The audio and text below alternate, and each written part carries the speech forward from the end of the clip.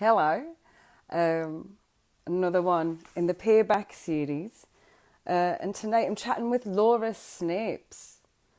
Let's just try and find her now. Bear with us. Here we go. Oh, she's a professional. Of course she is. Here we go. Here we go. I'm just getting cozy. Hello. Hey! Hiya, Can you Laura. hear me? How's I it can going? hear I can hear you crystal clear. Can you hear me all right? Yeah. Brilliant. How are you? Good. Thank you. How are you? I'm good, and I see you have brushed your hair. Yeah, well done. It's the I first know, time in a yeah. few months. Yeah. When you make no effort, if you make 1% effort, everyone's like, oh, what have you done? Oh, you look great. I'm covering some really embarrassing, like suntan, some Yeah, what were you sunburn doing? here, Were you but out in your garden? first time in the garden for like 2 months. Anyways, thank you so much for doing this. I really appreciate it. Yeah, thanks for asking me. I don't know, unfortunately, the format with Instagram Live, we've got 1 hour. So I just kind of want to bosh through a bunch of things. And if you don't mind, can we start by, can you give us like a little brief intro for those that are watching and don't know about what you've been up to, and about how you got into music journalism and why? um, I read music magazines, like pop magazines, when I was like 7, because the Spice Girls were on the cover all the time, and then read them all the way through. And then I think one day when I was about 12, 13, just realized like it's somebody's job to make this, and also it's a good way to meet pop stars that you really like without just being like, I love you. Actually, just having something of substance to say to them, which is probably still a big motivation now. And then I got into reading like NME and some of the free magazines that were around at that time, and I did a week's work experience at NME when I was 17 and started writing for them after that. Like terrible, terrible things that I'm really glad are not on the internet. And then I was growing up in Cornwall, so that was very far away from all of that kind of thing. Although there was like quite a good live music scene down there when I was a teenager. And then I went to uni in Bristol, and I was there for 2 years. And I wrote for NME during that time and did the student newspaper stuff. And then after 2 years, a job came up there, which was the assistant reviews editor, which is basically like compiling the gig listings and doing stuff around that. And so I went for that and I got it. So I quit uni and started working there. I get, because I stumbled upon this, it's like a radio documentary that you made in like 2016. Mm-hmm. Oh, what's it? Dropout Boogie? Is that what it's called? Oh, yeah. Is it the Dropout Boogie? And it's about how you drop out of university twice.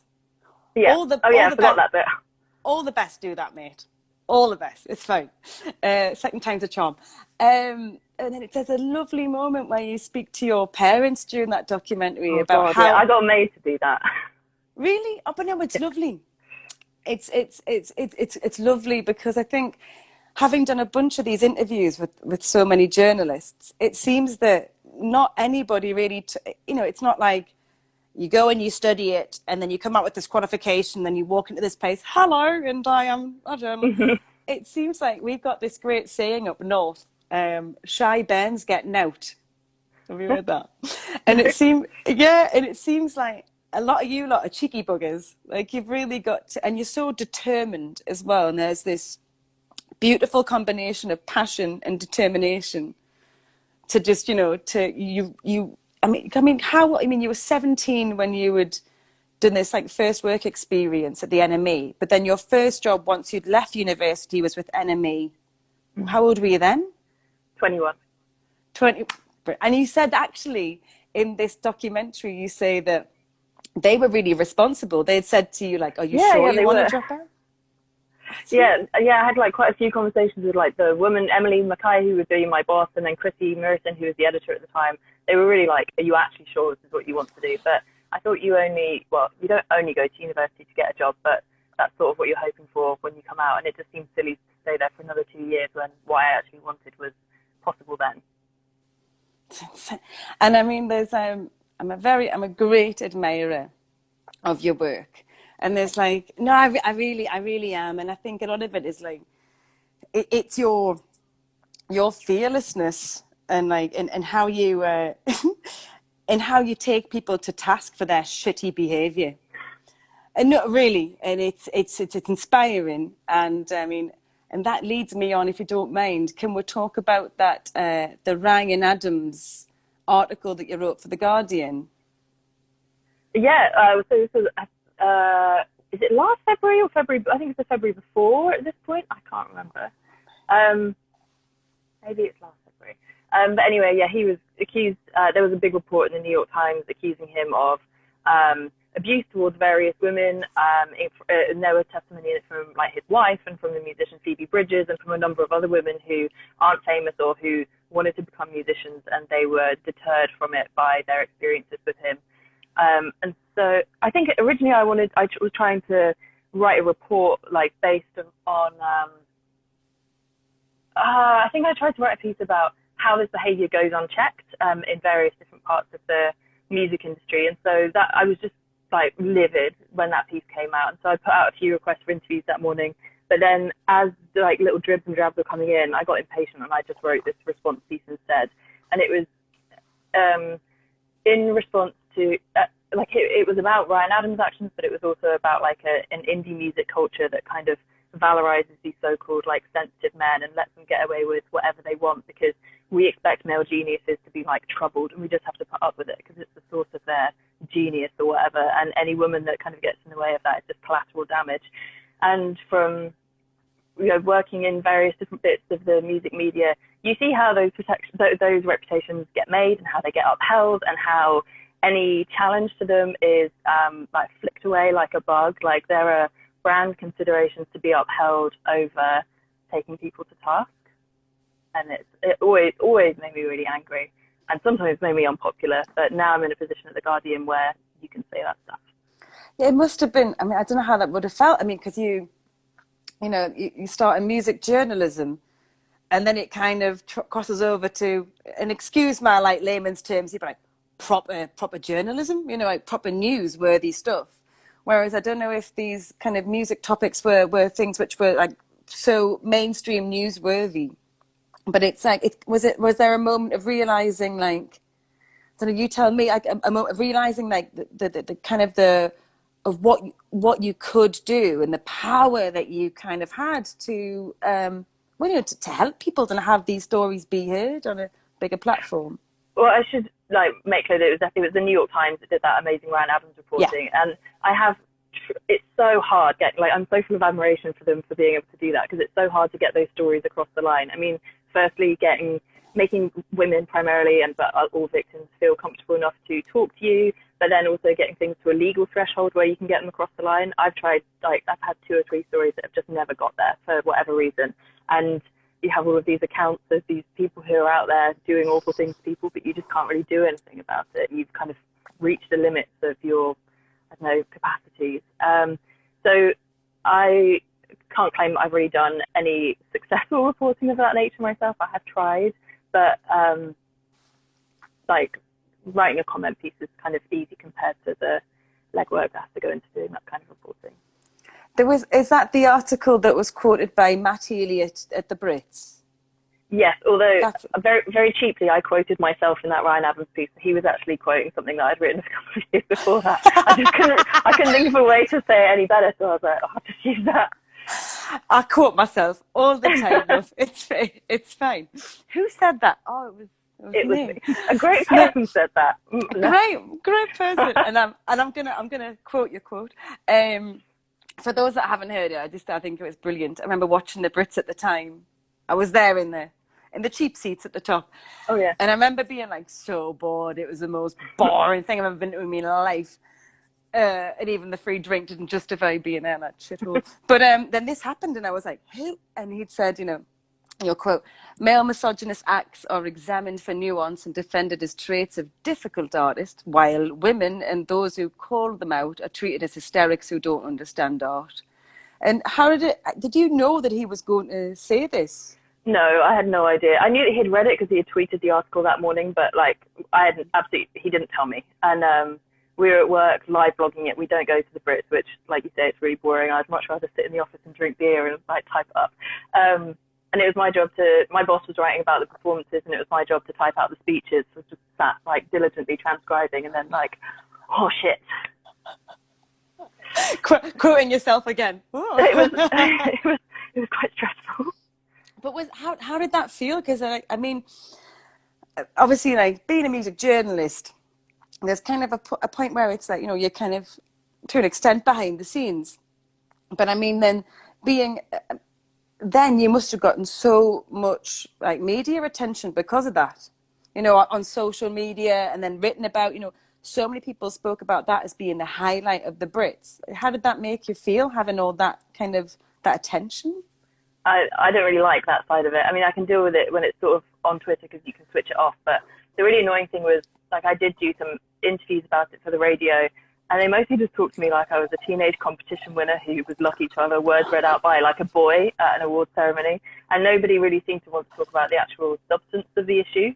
And I really respect Matt for using his platform to say that. And I think those guys are really well intentioned and do really important stuff as well.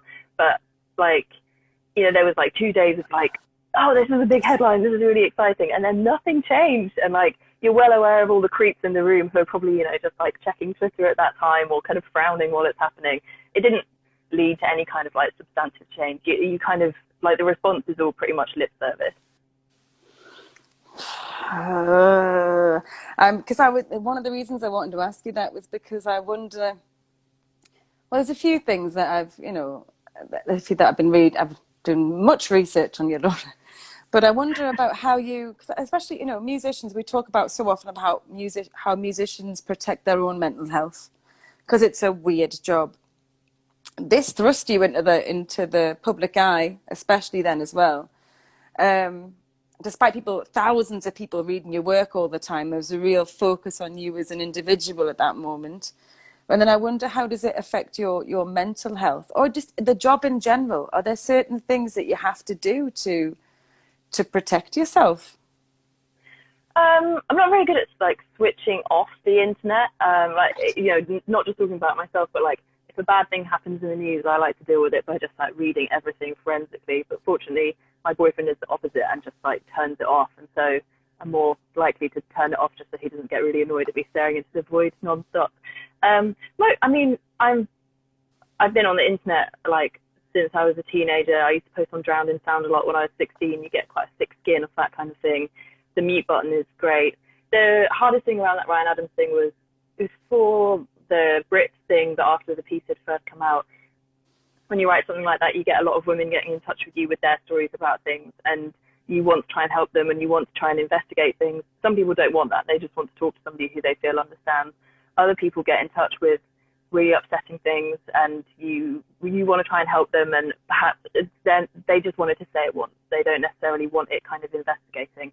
And there was, I did get a few emails about the same person, and I tried looking into it, but it got to the point where I felt like I couldn't actually help these people, and it was too overwhelming, and I did cry in the toilets and get sent home. But that was it, really. Yeah, because then I guess there's blurred lines there where you're like, well, I'm not a trained professional in mental health services. I had the same experience on my first album with that, and you have to know there's a certain point where you say, I'm sympathetic towards everybody, but you must seek professional advice. And I asked the writer Jessica Hopper, the American writer, about it, because she had done this huge, this amazing outreaching on social media, maybe in like 2016, where she tweeted something like women and non-binary people in music, what was the first time you were made to feel like lesser than by your male peers, or something like that. And she got this absolutely enormous response to it. So I got in touch with her and I asked her how she handled it. And she said, you just have to tell people, thank you for telling me your story, and just kind of don't really open it up to anything else, which also feels kind of brutal to do. But like you say, there has to kind of be a line somewhere so that you can still do your work effectively. I promise you I'm going to ask you some daft shit.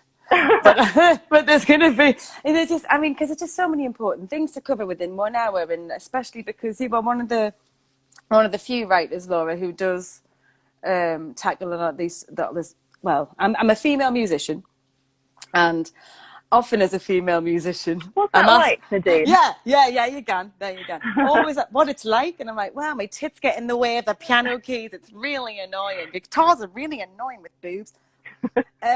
But I kind of want to ask you the same thing, you know, like, yeah.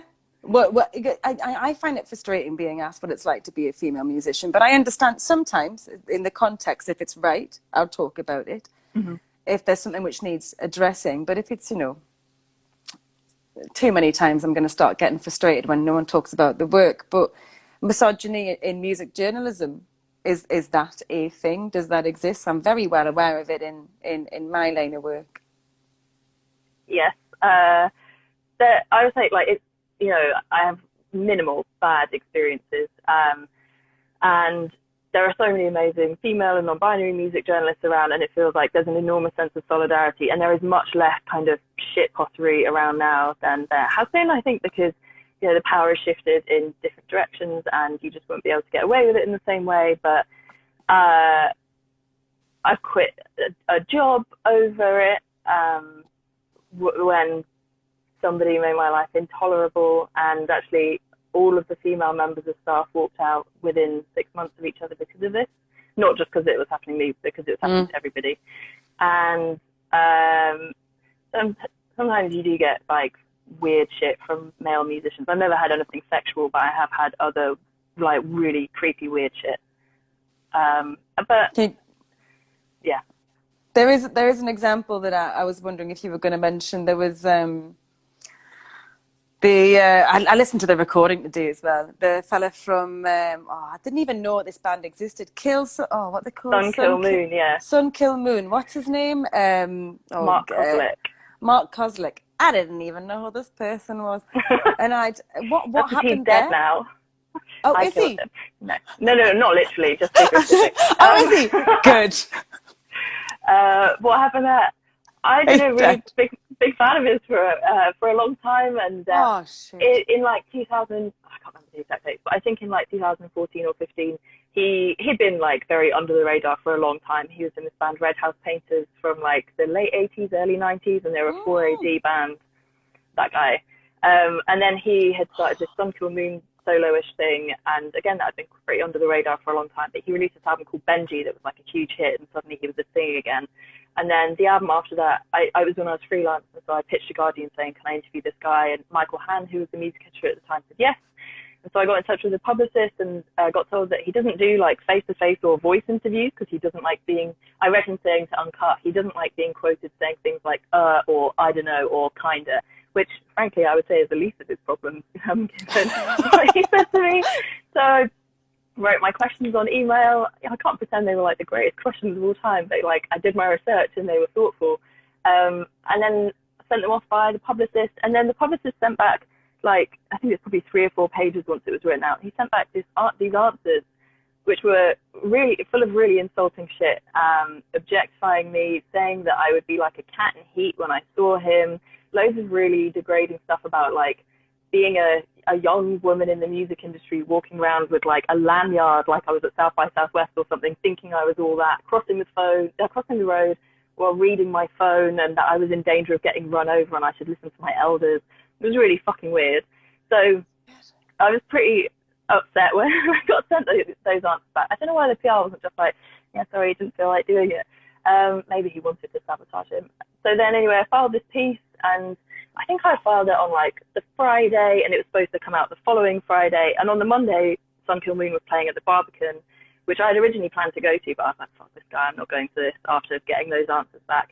And then my friend John Mulvey, who's the editor of Uncut magazine, texted me after the gig saying something really bad happened, that I need to tell you about it.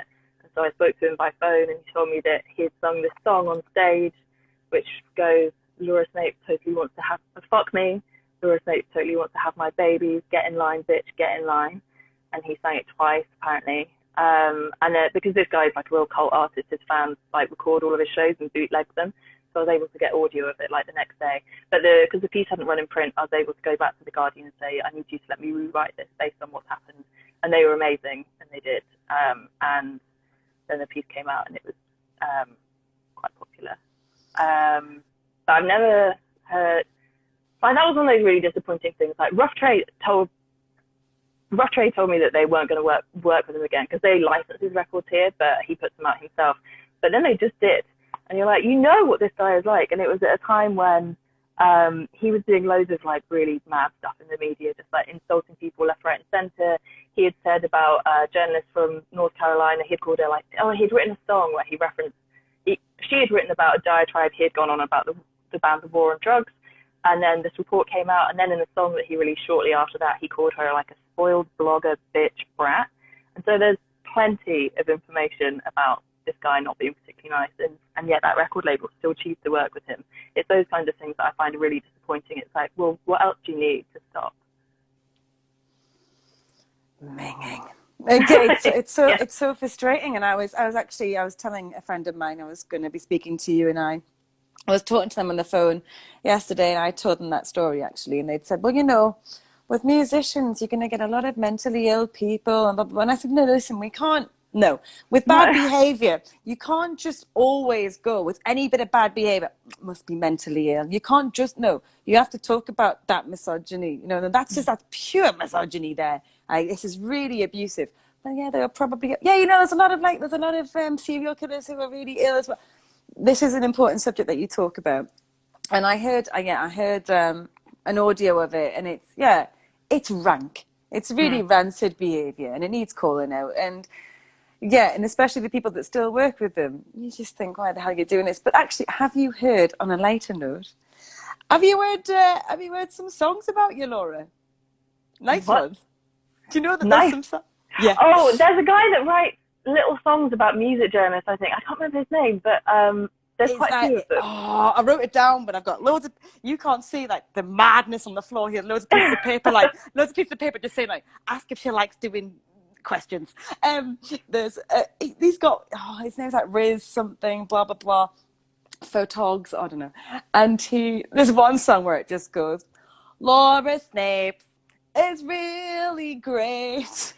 And then very flattering, and I get pretty spot on actually. Talks about how intelligent and brilliant you are. So I mean, there's always those two as well. You've got. Oh, he writes. Yeah, there's part 2 about how brilliant you are. So there are those. There's those ones as well. Can I ask you? Are there? I mean, the amount of interviews that you've done. A thing that I'm really curious about, but I haven't asked anybody yet, is how do you go about writing an album review? How do you go about reviewing an album? Do you have a particular process that you adhere to? Yes, and it's really long and like a rod from my own back. If it's just like a short album review, like I would write so as of like last autumn, I can't freelance for anywhere now, so I just write for The Guardian and The Observer. But before that, I was doing long reviews for Pitchfork and things like that. So if it's just like 100 words, 200 words, it's quite a quick process. It's like, you make sure you've heard the album 4 or 5 times. I always do this thing, I don't know how to describe it, it's like a live kind of annotation where I'll sit and listen to it and just like type notes in real time about all the like crap that's going through my head while I'm listening to it, like bad images and like picking up on lyrics and stuff like that. And then once I've got all of that, I mean, it's kind of the same process for 100 words or for 600 words or whatever. I just put more into it if it's a longer one. Then I sit and like make a second list, which is like all of the themes that have popped up in the songs, and then I try and group them together by theme and try and think about whether there's like a linear argument that I can put together, or you know, things that have jumped out through taking notes and just sort of seeing them kind of cumulatively as opposed to just like listening to it, and then just try and put together a kind of coherent argument about whether you think it's good or bad or in the middle. How nice it is to hear that somebody actually takes the time to do this job as you do it. Because so often I think, you know, as a musician, you're like, are they actually listening? It's good to know that it's good to, well, if there's a few of your articles, if you don't mind, well, I'll ask you later on which ones I can point people in the direction of. I've got so many favorites of yours that are just, they're so insightful, and they do push you and urge you to go and listen to this thing that you maybe wouldn't normally. I don't listen to a lot of pop music until it's your fault that I do. Oh, really? Cardi B I discovered the other day because of you. But are there any interviews that you've done that, because you do lots of face-to-face profile pieces, right? Well, not at the moment. It's all through like this, but yeah. Yeah, no, not the minute. But are there any ones that really, so for example, like your favorite one? Is there one that sticks out, just being like, that's my favorite? I mean, going to Taylor Swift's house last summer was, like, I spent a year making that happen, and What? like, I, yeah, so, I mean, I've been pitching for it since summer of 2018 and had like a bunch of meetings with her British publicist. And then ultimately, I think this was before there was oh my God, it's called Lover. Before Lover had been announced, before there was like a seventh album on the horizon. I just written this like extensive 1,000-word pitch basically about what I wanted to talk about and why I thought she was important and what I thought other people had got wrong. And then I know that when they got that, she saw it and said, well, when I do press, I will do an interview with this person. And so then her album Lover came out last August or September. And I mean, it's very bad for the planet. I went to Nashville to interview her for 55 minutes. But it was, with apologies to the planet, like worth it as an experience. So I'm not justifying the flight. And so, I mean, she lives all over the place, but this was in the apartment that she has in Nashville, and the cats were there, and she said that she bought this place when she was like 20 or something, and she hadn't decorated it since then. And it looked like what would happen if you were a millionaire 20-year-old and you could decorate your own place. Like, the fridge was covered in these big like wooden doors that kind of looked like they should open onto Narnia, not whatever was inside them. And like, she had stickers on her oven, just like, you know, like stickers like a kid would put on their notebook, just like all over it. And there was a koi carp pond in the living room, and above it there was like this tiny spiral staircase, like big enough for a human. They went up to like a human-sized bird cage full of flowers, and it had this amazing view out of the city. It was like a penthouse, and the city was the ceiling was painted like the night sky. She was like, yeah, I haven't decorated this since I was like 21.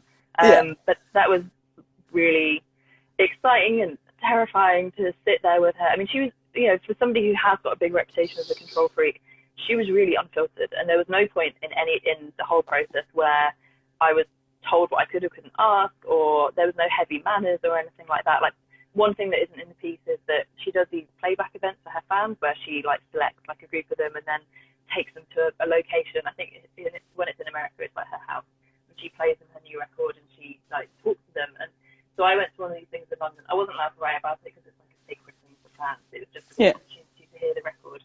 But, you know, just at that, we spent quite a lot of time just together one-on-one, and she is as normal. I know it's such a cliche when you're like, oh, celebrity is so normal, but she is like literally as normal and like personable as a celebrity at that level could be, I think.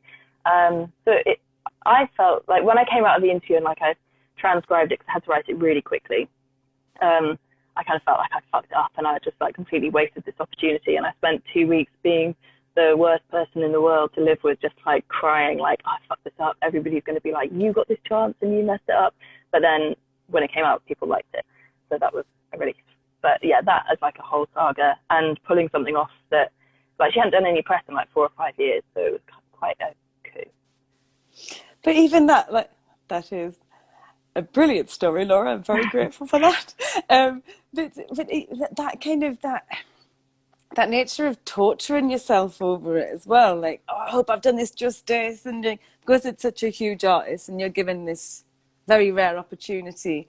But then it's lovely to hear when you get artists that are so generous, you know, with their time and with their being, you know, just how they are. Mm-hmm.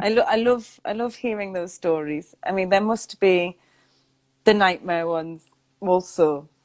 I've never really interviewed anybody who was horrible face to face, I don't think. Like, I've interviewed people, like, I don't interview lots of men, and I tend to just interview people. I tend to interview people that I'm really interested in. I do try every now and then to interview somebody where I'm not like an uber fan, but like I generally like it or I think they're interesting. And sometimes that can be a really good way into somebody's work as well. Like, a few years ago, I was asked to interview Jessie Ware, and I just didn't really know her stuff, and I ended up really loving her after the whole process. So face to face, I've not really had anybody be horrible. Like, I love St. Vincent to bits, and I've interviewed her on every album that she's done since the second one, and it's been really interesting watching how she's evolved over the years, and she has become more kind of, there's more of a persona there. Like, these days you could interview her and she won't take her sunglasses off, and it's a bit more like mind gamesy in a way that really keeps you on your toes, and you're just like, oh, fuck. What, but not a horrible way. like contrived or? Not really contrived, but just, as you can tell, like, I don't really have very much of a filter between, like, what's in here and what's coming out of here, and I talk really fast. And she's become very poised and very good at, like, deftly eye contact and incredibly good at, you can't seduce her into saying anything that she doesn't want to. And she's a really fascinating character study. Like, I probably interviewed her about 8 times, and I could interview her 8 more times because I think she is kind of endlessly fascinating. I admire people like that who can just be very, like, poised and considerate about what comes out of their mouth. Yeah, me too. Need to try. I'm taking notes. Like, yes. There was this. I read in some. I don't know where it was. It was some article of yours. I think it was it must have been a profile on Savages. I think it was a second album, and in it you mentioned that Jenny Beth, maybe on the first album or something, you mentioned that she takes out like a massive like tape recorder, and she presses record, and then she says like, "For my memories." That's exactly what she said. For my memories, but.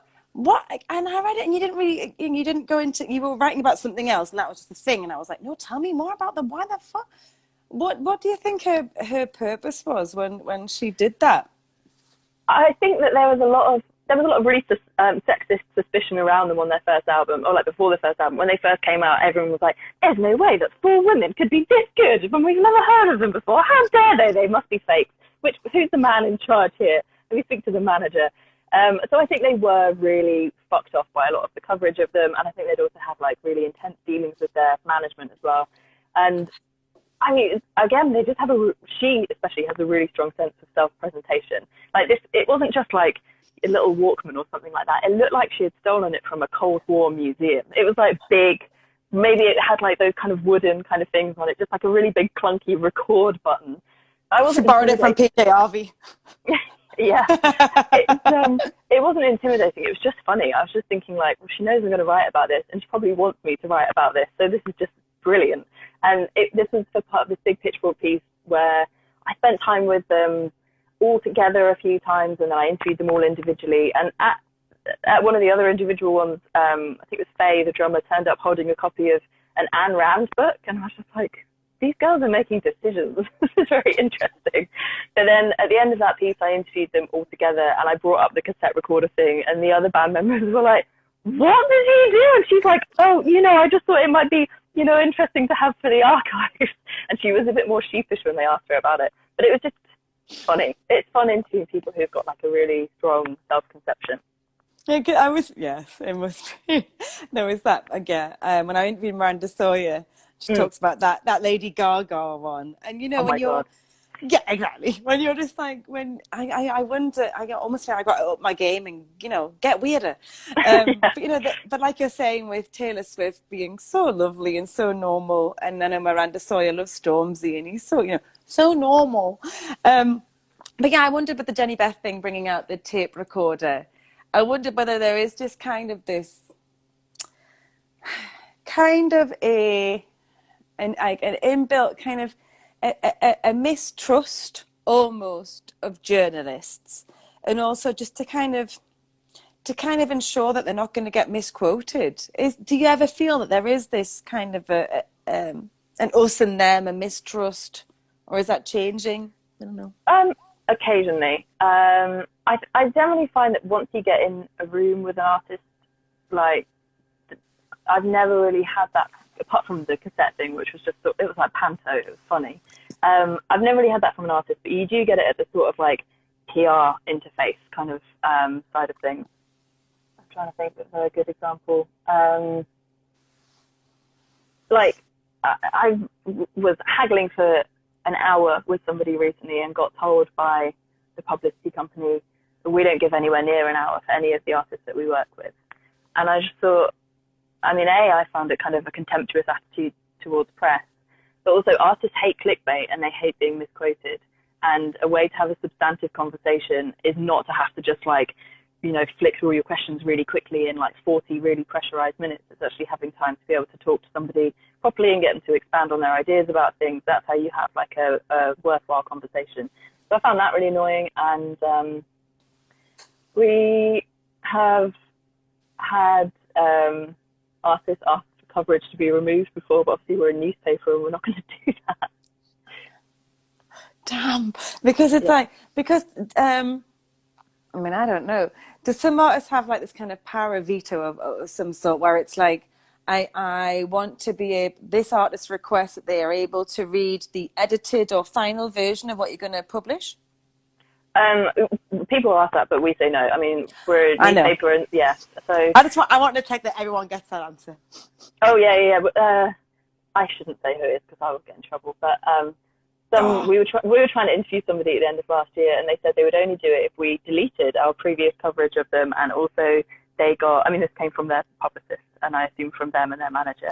And if they got complete copy control over the piece that we wanted to do with them, from the headline to the photos to the captions to the copy, which is like, fuck off, no way. And you're like, fuck off, Ryan Adams, not happening anytime soon. I'm joking. Do you still get really excited by the job? Like, what's your favorite part of it? Because, sorry, it's a bit of a loaded question, but it's just because there's a few questions, Manuel, but I worry about the future of music journalism. I really do, because it also facilitates what I do. Mm-hmm. And also as a music fan growing up, just like you were when you were in Cornwall, mm-hmm. You know, I loved it. You know, I lived for it, and so did you. And I worry about the future of it. And I know that when we've been doing this series, we have people that listen in who are budding journalists. Get away, fly. And I love the fact that they're listening as well. But what is it to inspire other people to still be doing it? What is it that excites you about the job still, or your favorite part of it? It's like there's probably no greater privilege than like your hobby being your job. I mean, obviously there are times where you're just like, oh, I'm so sick of this. I want to go and do nothing instead of this. But like that is an enormous privilege. Like music is my favorite thing, and it's also like being a music fan and then also writing about music is really the only way that I've ever learned anything about the world. Like I remember, when we were at school, we were like 12 or whatever, and we said on like Wednesday afternoon we had like like registration. And it was like that PSE thing, and the teacher was like, well, there's nothing on the agenda today, like what do you want to learn about? And I put my hand up and I was like, I've heard a lot of things about Margaret Thatcher, and a lot of people seem to say she's really bad, but we've never been taught about it. Could you tell us? And she was like, no, we're not getting into that now. And so we never learned about anything like that at school. The only way that I ever learned about that stuff was through like learning about Red Wedge and that like 80s movement, and then like you start there and then you build up like the miners' strike and so on. Honestly, it's really pathetic pretty much, but the only way that I've ever really learned about the 20th century and the 21st century of what has happened in the world is through music. Just like that's your entry point, and then it spirals us in so many different directions, whether it's, you know, it's like about 10 years ago, Sufjan Stevens did one of his like minor side albums called the BQE. It was this instrumental record, and the BQE is the Brooklyn Queens Expressway. It's basically like a dual carriageway that runs from Brooklyn to Queens, I think. And in reading him talk about that, like I learned about the racist city planning of New York City. So this guy called Robert Moses, who built the city, and he built the bridges too low for buses to be able to go through, effectively like segregating black neighborhoods from white neighborhoods. And so whether it's something really tangible like that, where the artist has made their work about this historic thing, or you just read interviews with them and they reference one thing and then it kind of spirals off into, you know, their other interests or whatever. It's a way of learning about the world and making sense of it for yourself. And then once you get into music journalism, it's a way of sort of helping tell those stories as well. Like there's an amazing piece that went up today on the Quietus by Ed Gillett, which is about, I think they're called housekeeping. I might have got, or housework, something like that. It's on the Quietus today. Anyway, it's these four guys, and they are techno acts, I think. And it's effectively it's framed as a review of their new album. He dismisses it in 2 paragraphs, because what's interesting about these guys is that they've all sort of manipulated their names and chopped off their surnames so that you can't tell that they are insanely rich, posh guys with loads and loads of private capital, whether it's daddy's money or they used to work in the city or whatever. And at the same time, they're trying to make inroads in club culture. They're landlords. One of them was responsible for that news story a few years ago about the luxury apartments which had the social housing in, but the social housing residents had to enter via the poor door. I'm using quote marks in case anybody's not looking at it. And, you know, just the kind of the contradiction in terms of like house music being this really like all-encompassing, very black movement. And then you have these guys who are literally like gentrifiers, literal gentrifiers coming in and trying to appropriate it while also dismantling kind of neighborhoods where, you know, a culture might be bubbling up and, you know, displacing residents. And it's an amazing piece of music journalism. And that, I mean, I can't claim to have written anything like that recently, but that for me is kind of showing the potential of everything that it can do. You have written something really important recently, as you often do. And also the cultural appropriation of like working class appropriation really frustrates me. Really frustrates me. There's so many bands that people refer to as like punk bands right now. It's really weird term to call them punk bands, and they really fuck me off. And then there's an assumption because of my accent that I'm working class. I'm not, and I've never claimed to be. But there's all these people that I know with, anyways. The North, what's it like up there? Ah, so you're Northern. Must have come from a working class background. No, I went to private school. There's only 7 people in my class. I just talk like this. But you know, that's why I work with children who have not had the background that I've had. They have not had the privilege I've had. My dad giving me train fare and all the rest. But then you're saying that, you know, I haven't written anything this important. Actually, I found your comments on Lana Del Rey recently. I found it really important really interesting what you'd said. And often I find this, Laura, and I think I can speak, I hope and I believe I'm speaking for a lot of other people. I think musicians do this and you do this. In fact, there was an interview with, the recent interview with yourself. You do a profile piece on Annie Mac. And you say something in this article, you say something like, oh, and she squirms, I'm paraphrasing, she squirms when I say that she is one of the most influential people in music. And actually, I would say you are too. I really believe that. But then this is an interesting thing, I think, is that actually, you know, if we're talking about like the music landscape, you're a really pivotal role in that. Massively pivotal role in that. And there's like, we look to musicians, like you're saying before, like they to document the times that we're living. You document the times that we're living. And often musicians, they give a voice to the voiceless. They put into words things that we can't find the bloody words for. You do this also. Do you recognize, I'm sorry if I'm embarrassing you, but do you recognize that? And do you realize and do you feel that appreciation? Or do you feel not a sense of urgency, do you feel a responsibility almost to speak how you do, especially politically? I mean, I just have kind of always been like that. And so I guess first it kind of comes from like instinct and kind of like a hatred of unfairness. And then especially now that I work at The Guardian, I do have an enormous platform. I do feel a responsibility. I also feel a real responsibility to make sure that we're giving space to the right people's voice to say the things that they should like have the space to be saying. So the Lana Del Rey piece that I wrote last week, I did actually ask one of our writers of colour if they could do it because I thought that it was perhaps more important to come from a woman of colour. She wasn't available in the end, and so I thought, well, just the time is limited, so I'm going to write this. So yeah, I mean, if I ever write anything like that, like it's always just coming from a point of being genuinely really pissed off. And like I was saying earlier, I'm not very good at like, not very much filter, and I'm not very good at keeping it in when I feel really annoyed about things. Sometimes, you know, for better, sometimes for worse. And I just want, you know, I write those things because I want everybody to have the same kind of opportunity to be heard and to be heard fairly.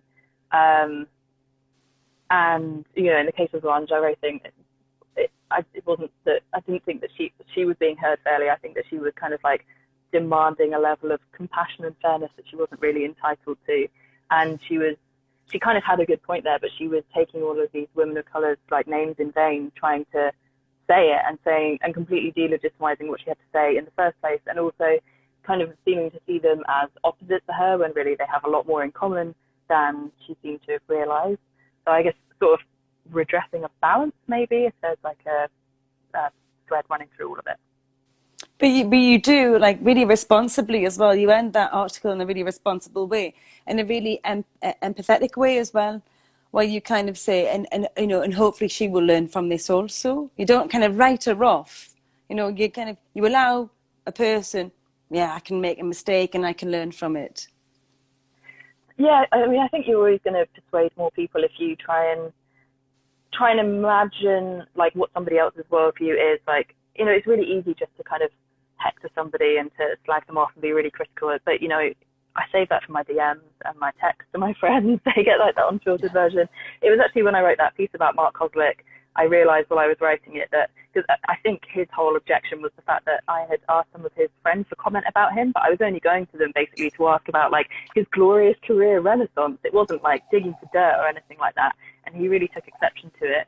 And I realized that one way to make my case like really clearly in that article was to not slag him off at any point, to use all of the kind of glorious quotes that I got from his friends about how he was on like a 20-year creative high and like doing his best work, to show actually these are my intentions and this is the piece that I wanted to write, but this is what he decided he was going to do with it. And this is slightly a cliche, but like you can let somebody hang themselves with their own ropes. I think it's a lot more persuasive for people to read than you just being like, and another thing, and another thing. Yeah, but essentially you were about to make like a patchwork quilt of his character, you know, like for these lovely messages from other people and stuff. Is there, I mean, you've interviewed so many bloody people, and introduced me to so many as well that I didn't know about. But is there a person, have you got like a kind of like a bucket list of sorts? Do you know what I mean? Like, I mean, the Taylor Swift one's pretty mad, but are there other people that you just dream of interviewing? I'd love to interview Kate Bush. That would be amazing. She like hardly ever does anything. I remember when she was doing a bit of press around that live album that she put out, the fact that she told the Fader that she sometimes watches Netflix, people were like, whoa, unprecedented insight into Kate Bush's life. That's how little we know about her. Kate Bush, I try and make a list at the start of every year of the people I'd really like to interview. I mean, I'd love to interview it. Yeah, I'd love to interview Adele. I think that would be, like this year, if she puts an album out this year or whether it's next year, I think that would be really interesting. And I mean, I'm really lucky. I have interviewed like most of the people that I love, but like I was saying earlier, I'm trying to interview people where I'm not like their number one Uber fan, because it's quite interesting coming in kind of more cold and building a picture of them from their work and like doing all the research. It's quite fun. Have you interviewed your favorite artist? Yeah. The National have always been one of my favorite bands, and I've interviewed them so much I don't do it anymore. Like, it's enough. As in, is that a documentary that his brother makes? Yeah. The brother is there. Oh, fuck. Yes. It's Laura just hung up. Yes, legend. Hang on, I'm back. I forgot this wasn't on my computer. I love it. You love them so much. In that national, yes, I can. In that film, the National film. No, it's funny. I love it. In the film, the National, that one. There's a scene in it which always makes us cry so much. And despite all the bits, if anyone hasn't watched it, I would say, even if you like the National, you don't like the National, watch it. There's that scene where the singer, what's he called, Matt Berninger, yeah. Not Matt Bellamy, Matt Berninger. Aye, and he's on stage and he always goes out into the crowd, and his younger brother feeds the mic cord to him. It just has me in pieces. It's so beautiful. It's really good. And I mean, on that note, I mean, like, who are your?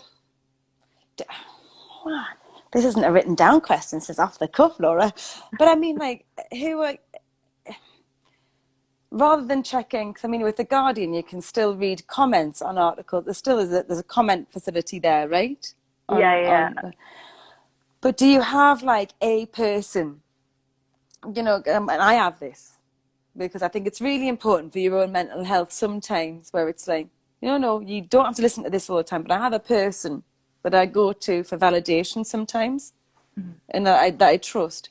Do you have that? You know, when it comes to your writing, where it's like, obviously there's self-doubt and all the rest of it involved, but do you have like a constant where it's like, I can go to this other journalist or a close friend or? Yeah, I make my boyfriend read anything kind of length that I write. And he's really useful in that, I mean, I think he's a really good writer. He does a different kind of writing to me. But if he likes the artist, then he's got some insight there. And if he doesn't like them or has no interest in them, then he's quite a good kind of going in cold kind of person. He'll be able to point out like, well, I didn't get that bit, or you've assumed too much knowledge here. And then I've got, a couple of friends who are writers who, especially if I've got doubts about something, I'll send it to them and see what they think. There's my friend Elle Hunt, who writes for The Guardian a lot, and Chris Mandel, who writes for Strategist. I would say they're probably the people that I send stuff to most. Where do you see, it's a big old question, but it's the reason I'm doing this series of interviews, Laura. It's selfishly because I depend on you a lot, and so do musicians, but also as a fan. I love music journalism, and then we see, the stool pigeon went, and Stool Loud Pigeon and was the Quiet. The stool pigeon was my favourite. My total favourite. Like the Nick Cave cartoon. Oh my God, yeah. It was so good. Clint Abel. Yeah, it was so good. But I'm wondering, where do you see the future of music journalism? Do you see it? I mean, I think it's important. Why do you think it's important? And where do you see the future of it going or changing or? But I think it's important because I think like art is important. Like despite, as well as what I was saying about like it tells the story of the world, also just art for like art's sake is important. If you look at what's been getting people through the lockdown, it's like music, Netflix, films, like all of these things that are really chronically undervalued by the government. There's no kind of institution in this country. There's very little institutional support for that kind of thing outside of like the lofty high arts. And so if it wasn't for like Britain has one of the most established kind of histories of the music press of any country in the world, or any English language speaking one. I'm looking to speak for any others. And like if it wasn't for those, like you say, those kind of like mutual support systems, even though I'm sure it hasn't always felt like mutual support, but mutual antagonism, that, they really depend on each other, and they kind of like built each other up, like music and music journalism over, since like the 60s in this country, or the 50s even.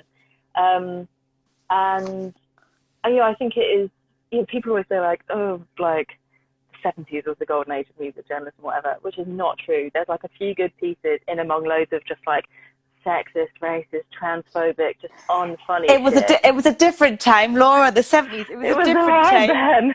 We just had to rub our legs at ladies, seriously. Oh, awful. And I really genuinely think that the golden age of music journalism, it's always now, it's always like the present day. I mean, obviously it's really terrible that institutions are disappearing, and during the pandemic has been a real bloodbath for media, like especially in the US, but I think also here quite a bit as well.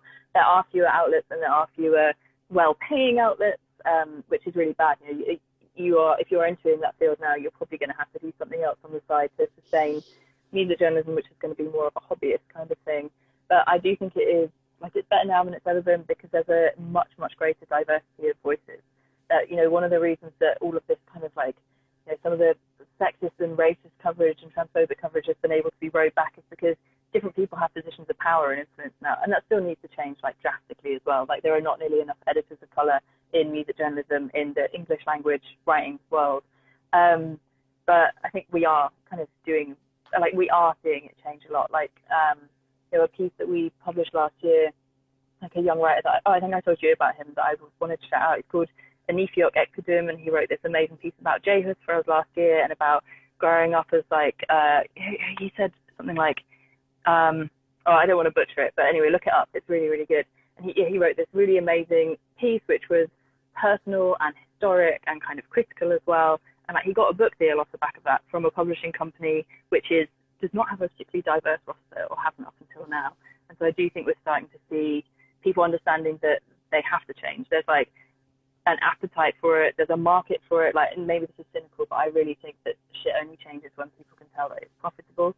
But I think increasingly it is, and the people who are in charge of these institutions and publications realize that if they don't change to meet that demand, then they're going to end up kind of left in the dust.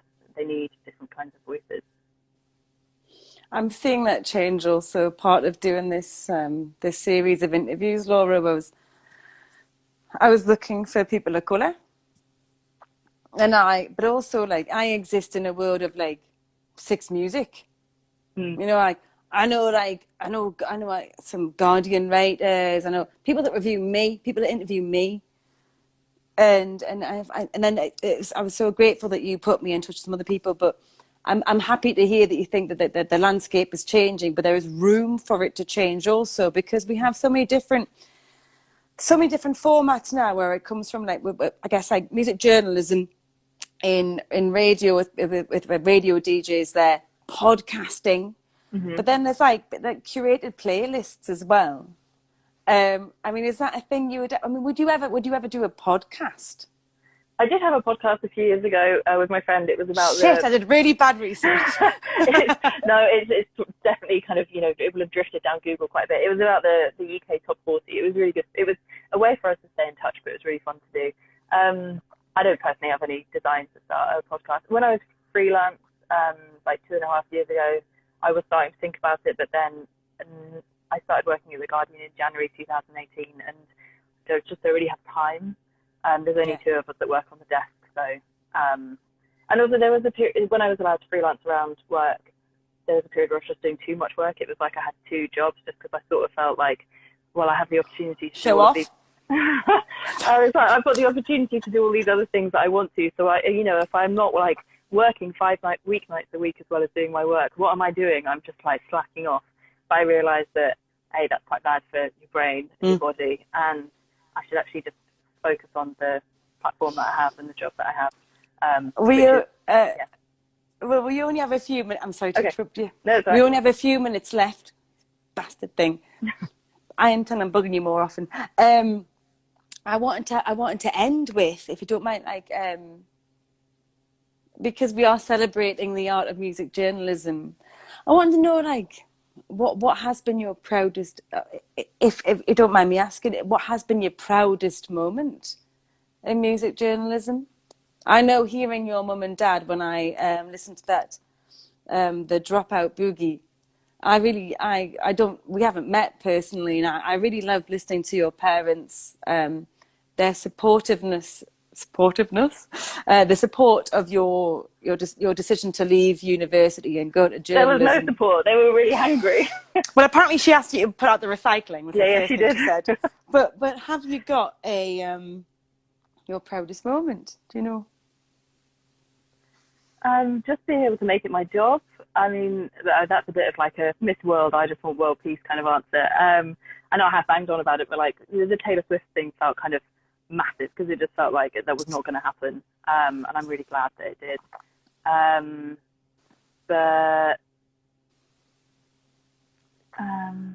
Yeah, I think that probably. And also knowing, I said earlier that like I left a job because it was like a untenable kind of situation. I feel really proud of myself that I left that to go freelance and realise like you don't actually have to put up with this anymore. You don't need this. You can go. So maybe that as well. I love what you do. I mean, you haven't. We've got a few minutes. I'm going to try and cram something into 2 minutes. But 1:40. But you've got, in lockdown, you're not short of work, and you've got some more things coming out also, right? You're still writing. I mean, the last one was it Cardi B? No, what's her name? Carly Rae Jepsen. Oh, I know you love her. I don't know who she is, but I know you love her. But have you got some other articles coming out? Would you put this, if you don't mind, and I know it might seem like a kind of egotistical thing to do, but for everybody who's watching, would you please like put us in touch with some articles that you've done historically that you're very proud of, or that you think are important to read? Yeah, I'll do it on Twitter. Do any of those come to mind? The articles I'm proud of, definitely the ones that we've talked about, and I did a really massive profile on Tegan and Sarah for BuzzFeed like 5 years ago now, and got to spend like 4 days with them, which was great, and I've always loved them. And I interviewed, God, I can't remember. I'll put them together. Yeah, I'm really looking forward to see it. Laura, honestly, thank you so much for your time. I really appreciate it. Honestly, on behalf of myself, so many other like female musicians as well. Like, you really have been there fighting our corner. I can't thank you enough. Oh, Thank you so much. No, I really mean it. Thank you so much for everything you do, and I'm really excited to see what you do next, Mood. Thank you, and likewise, your new album is so good. I'm excited for it to be in the world. Amazing. Cheers, buddy. Take care, mate. All right, bye. Thank you. Bye. Thanks for listening, everyone.